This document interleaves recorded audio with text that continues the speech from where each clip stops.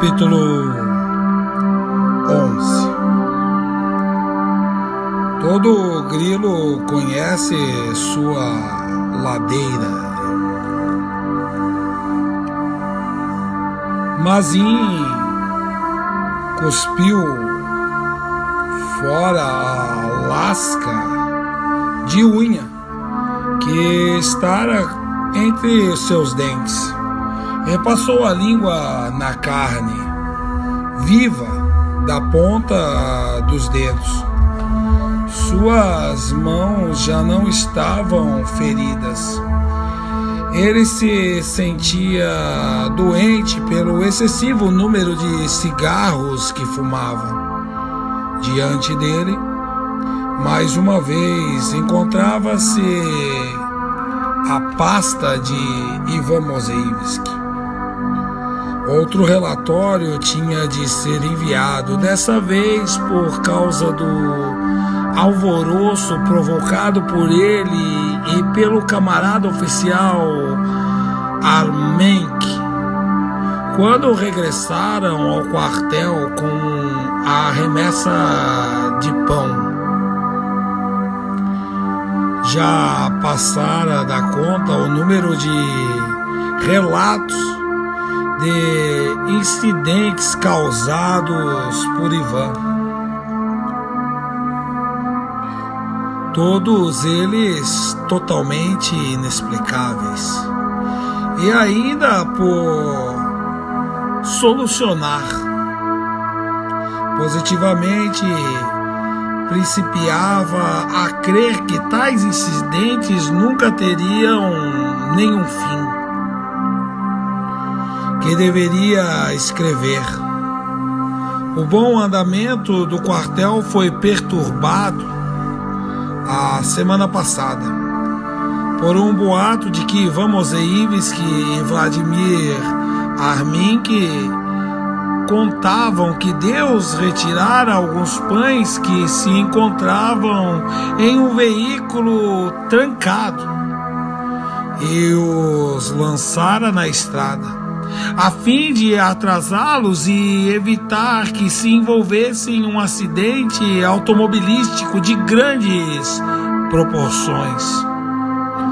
O próprio Mazim fora verificar o que era aquela aglomeração ao redor do furgão que trazia o carregamento de pão.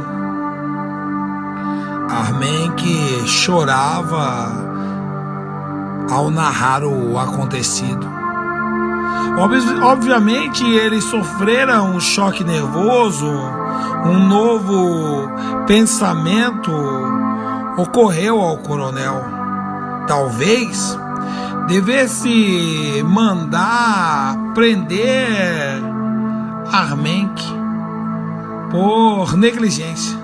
Tratava-se logicamente de um caso de irresponsabilidade. Não trancara devidamente a porta do carro, mas deve ter dado de ombros. Ele se encontrava aos cuidados de psiquiatras. Melhor deixar por isso mesmo. Mas por que tinha que ser com Mozeevski? Sempre Mozeevski. O oficial de assuntos especiais fora averiguar a respeito do tal acidente. E aquilo só servia para aumentar a comoção que via pelo quartel. Mozeevski era um gênio quando se tratava de explicar as coisas de Deus. Uma situação aleatória, outro milagre, qualquer operação por parte do seu Deus. Mozeevski era um gênio.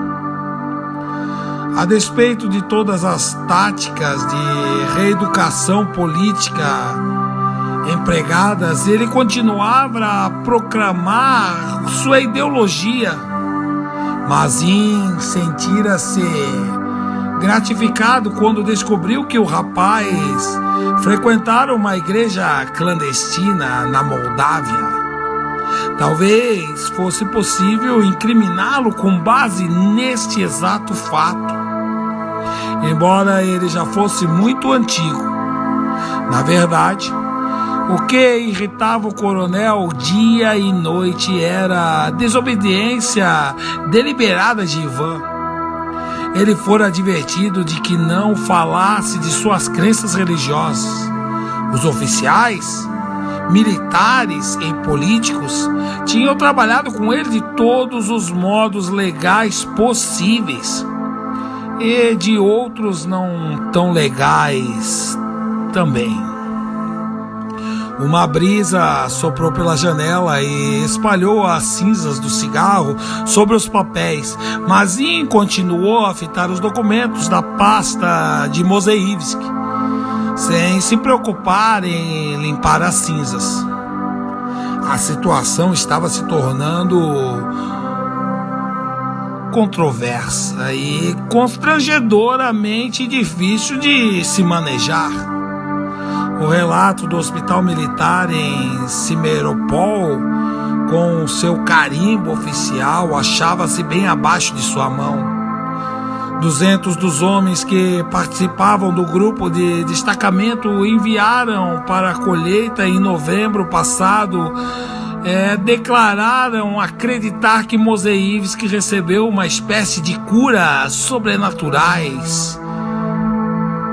Essa cura sobrenatural curou todos os seus ferimentos. Na certa, havia sido influenciados pela história que escaparam do gabinete do cirurgião.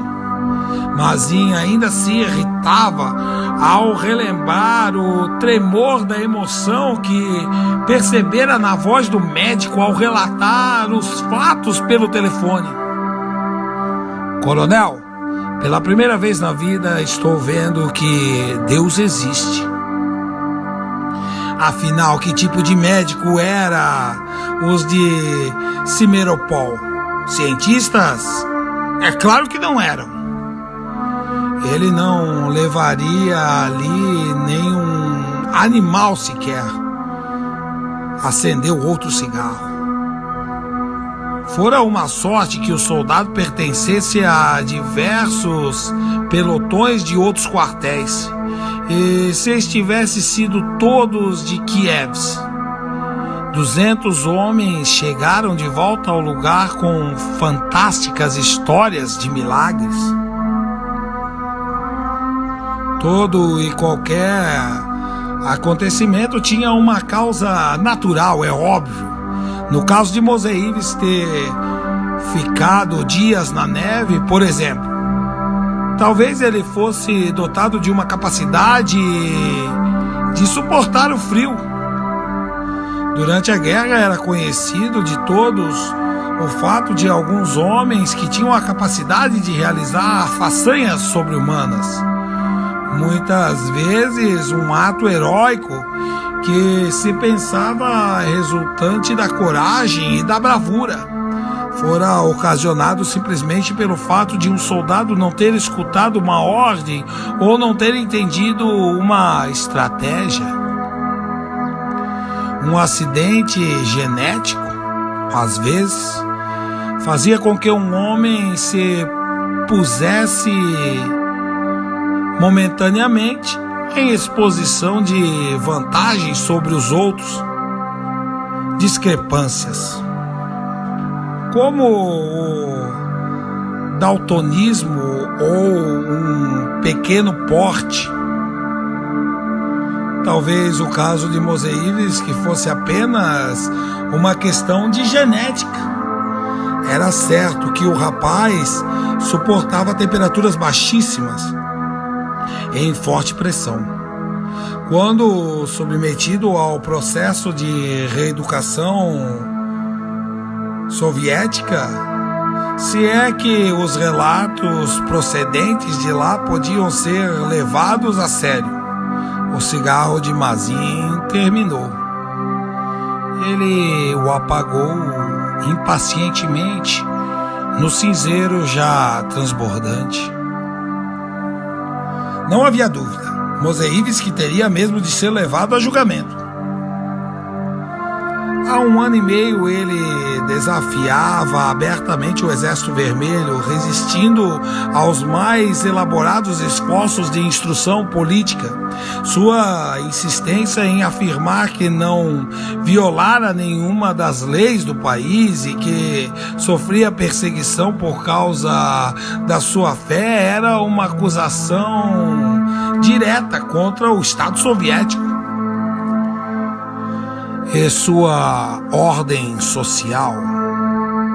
Só isso já era razão suficiente para que fosse preso. A Constituição da URSS garante liberdade de pensamento a todos os cidadãos. Não existia perseguição religiosa na Rússia.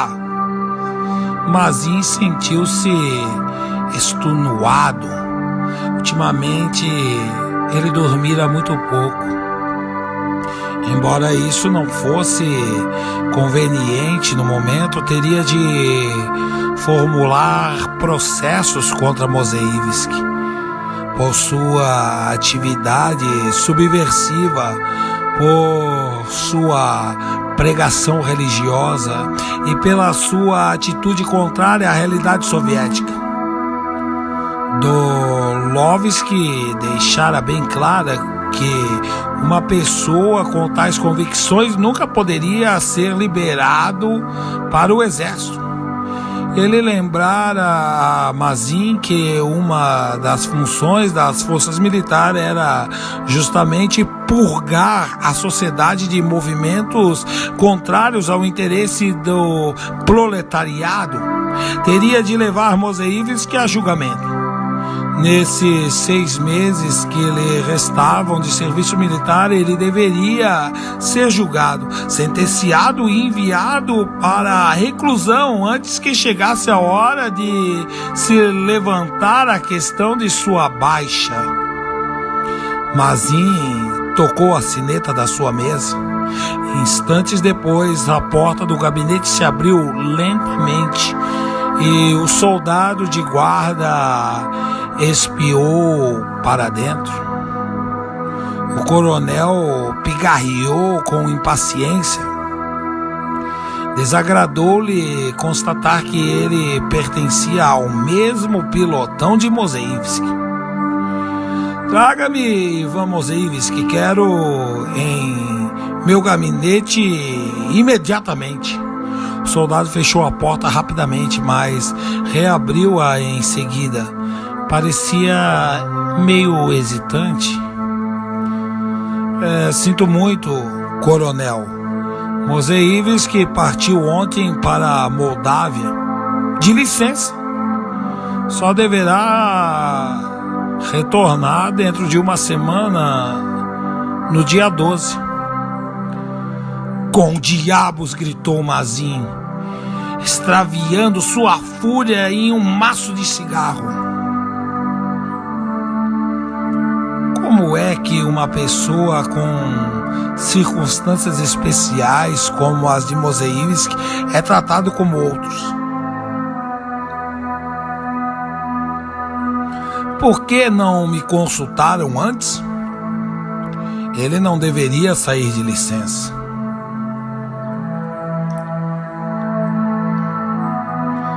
Além de voltar-se para o soldado, a cada pergunta, seu olhar era tão enfurecido que o rapaz ficou pálido de susto. Eu não sei, senhor coronel. Deve ter havido algum engano. Ora, saia daqui.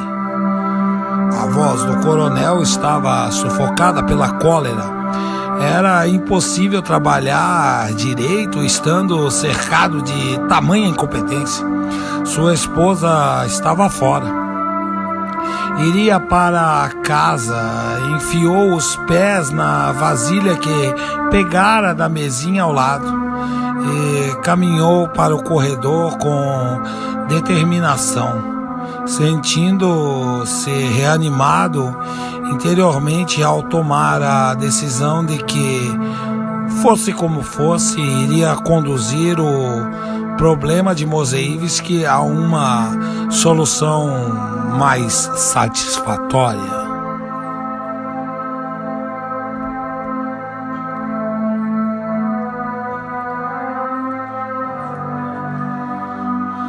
Todas as janelas da casinhola de madeira estavam abertas. A suave brisa primaveril daquela manhã de domingo circulava entre o que se precisava, pois a sala estava repleta de crentes. Os jovens acharam-se do lado de fora, recostados às portas, e suas vozes transportavam o cântico para a campina de plantação adjacente. Ninguém faltara naquele dia, pois sabiam que o irmão Ivan estaria presente, de licença do serviço militar. A jovem Cervelin achegou-se um pouco mais à janela para dar uma olhada no rapaz, assentando na plataforma junto com os pastores à frente da congregação. Trajava as mesmas roupas domingueiras que usara antes, mas ele parecia bem mais velho. A moça se indagava se ele também havia mudado assim. Nesses meses, entoavam-se os velhos hinos da Moldávia, que todos apreciavam tanto. Era um modo de comemorar a visita de Ivan e, ao mesmo tempo, de confortá-lo. Sverlania aderiu ao cântico de todo o coração. Ouvira dizer que Ivan enfrentara sérias dificuldades. Vários pastores falaram, mas ela sabia que antes de encerrar a reunião pediriam para Ivan que ele pregasse algo também. Encostou o queixo no parapeito e ficou a observar toda a família Mosaivisky, todos assentados próximos aos pastores, seus rostos como que brilhavam de gozo e de emoção. Até mesmo alguns não crentes estavam ali e fitavam curiosos e se aproximavam das janelas, cumprindo-se contra os jovens, desejando enxergar lá dentro. Uma mulher em que reconhecera uma supervisora da fábrica de sedas puxou-a pelo braço, afastando-a da janela um pouco, e perguntou-lhe: o que está havendo de especial aqui hoje? O que está acontecendo? Outros aldeões também estavam a empurrá-los com os outros, procurando ver o que passava dentro do salão. Nina Kopovsky, a prima de Cervelin, suspirou meio impaciente. Todos os jovens já tinham perdido seu lugar junto à janela. Mas assim os incrédulos vão poder ouvir a pregação, sussurrou Cervelin, consolando-a. Bem, tanto melhor. Após o cântico dos hinos, os pastores convidaram Ivan para ser o primeiro a falar. Ele leu algum verso do Antigo Testamento, deu uma Bíblia que tomara emprestada de alguém. Então o Senhor abriu os olhos a Balaão, e ele viu o anjo do Senhor, que estava no caminho, com a sua espada desembainhada na mão. Pelo que inclinou a cabeça e prostou-se com o rosto em terra. Irvan ergueu os olhos para a congregação, com um sorriso radiante no rosto. Hoje também Deus enviou seu anjo aos seus seguidores e nos revela o seu poder.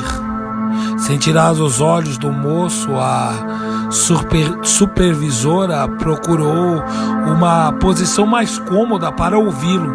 Parecia fascinada. Por um instante, Severlan conseguiu enxergar o rosto do rapaz, que estava com uma expressão de ternura e de emoção. Eu gostaria de ler também, continuou ele, o versículo de Marcos 14:35, que diz: E, adiantando-se um pouco, prostrou-se em terra e orava para que, se fosse possível, lhe fosse poupada aquela hora. Assim também, queridos irmãos, estes momentos de provação que nos sobrevêm são muito penosos. E muitos têm passado por isso. Foi uma hora dessas que Nosso Senhor recorreu à oração. Ele sabia bem que o aguardava. Mas nós não sabemos. Em vez de entregar uma mensagem agora, gostaria de convidá-los a orar. Vamos orar, assim como o Senhor orou.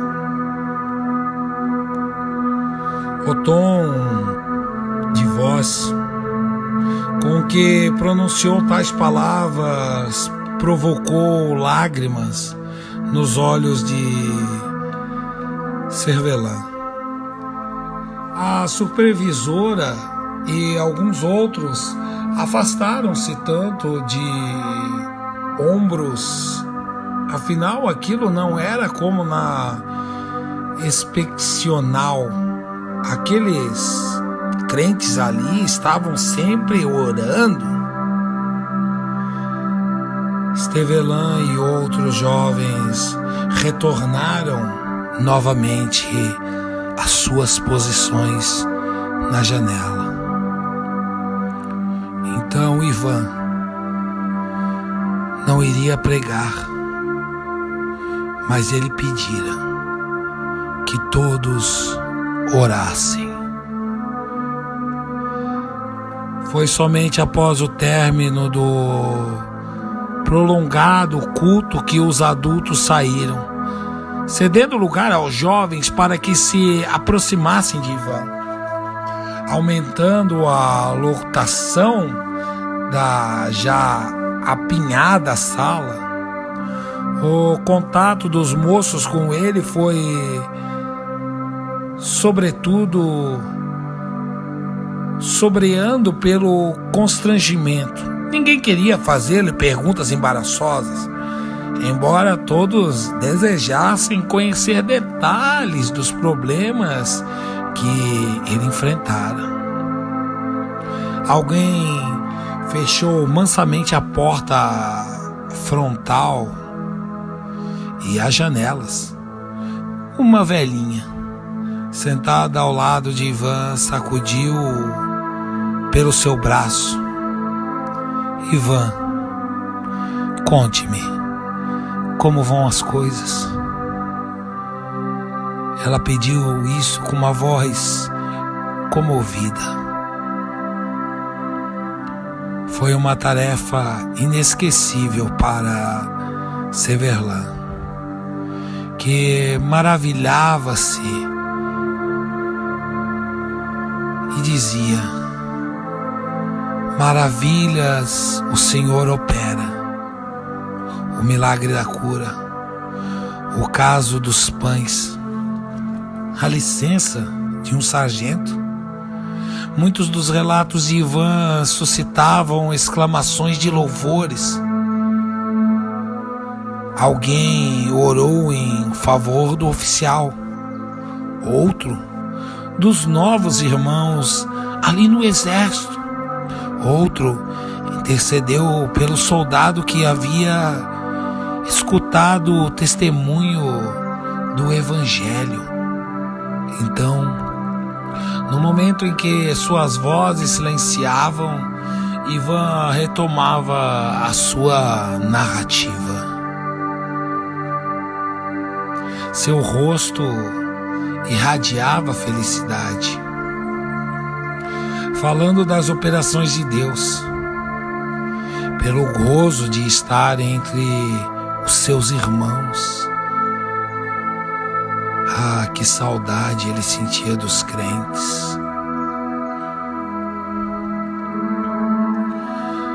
A tarde já estava caindo quando a família de Moseives começou sua caminhada pela estrada de terra da congregação de Slodênia para sua casa em Volontivok. Os garotos menores estavam sonolentos, tropeçando ao lado da mãe, indiferente à beleza das colinas douradas pela luz do sol e das árvores reverdejantes. Sua irmã, de 2 anos, mais velhos, entoavam baixinhos hinos mais apreciados, voltando-se vez por outra para olhar Ivan por sobre o ombro, enviando-lhe um sorriso.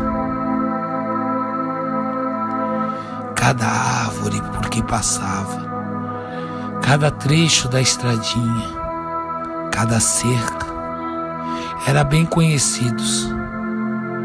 Daqui a pouco já se divisava ao longo da casa do seu irmão cansado, perto daquela mantinha onde ele costumava procurar cogumelos durante o verão.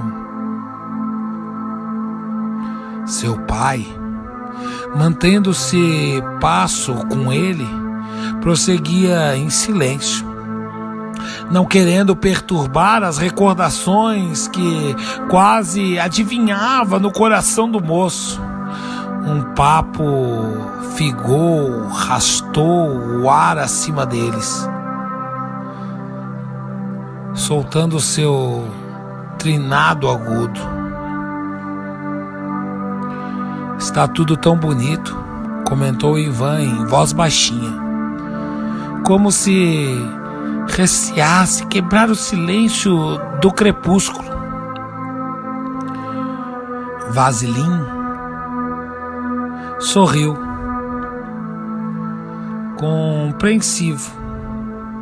Lá adiante no campo ouvia-se as máquinas pertencentes à fazenda coletiva, prontas para reiniciar o trabalho na manhã seguinte. De repente, Ivan estacou e segurou o pai pelos 2 braços, fitando-o com os olhos molhados. O que vou dizer? É muito triste, meu pai, mas quero que o senhor saiba de uma coisa. Eu nunca mais eu voltarei à Moldávia.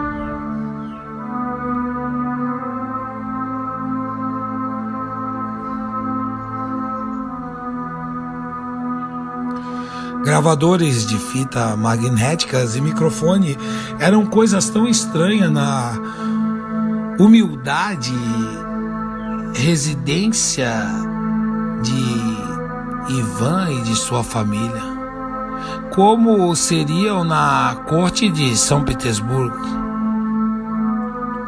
a época dos casares. Mas o irmão Isaluk apareceu por lá com um aparelho no último dia das férias de Ivan, todo entusiasmado por uma ideia que lhe ocorreu. Havia vários anos ele vinha gravando programas de rádio que captavam em seus receptores de ondas curtas e depois rodava-o para sua família e outros crentes após os cultos. Seria muito fácil mesmo gravar as palavras de Ivan e sua narrativa das experiências que tivera no exército. Não havia razão para que apenas um irmão da região de Sovorins conhecesse as maravilhas que o Senhor operava em favor dele. Poderiam gravar numa fita e ela seria circulada por toda a Moldávia pelos pastores e tocada em algumas congregações, como traria conforto aos crentes. Como eles glorificaram a Deus. Logo que Ivan começou a falar, Joana principiou a chorar. Por algum motivo, aqueles meses haviam sido de muita tristeza para ela, já que sempre lia nas entrelinhas da correspondência do filho. Valinsky acalentara a esperança de que, ao ver o rapaz, os temores dela se acalmassem, mas desde que ele chegara, ela mal dormia, fitando-o sempre com a fisionomia tão preocupada que o próprio Ivan acabara gracejando. Mãe, acho que a senhora seria capaz de lutar contra todo o exército vermelho por minha causa, disse ele brincando, mas depois acrescentou: tudo está nas mãos de Deus. Nós podemos orar e é verdade, mas não podemos decidir como é que as coisas devem ser. A vontade de Deus será feita. Nossa única intenção deve ser a de nos tornarmos dignos dele. Joana tentara sorrir quando seu olhar encontrou o do seu filho, mas percebera nele um desapego a tudo, e aquilo a preocupava muito. À noite, ela sentia dominada por temores, e de dia por um pavor inquietante. Nada devia lhe acontecer.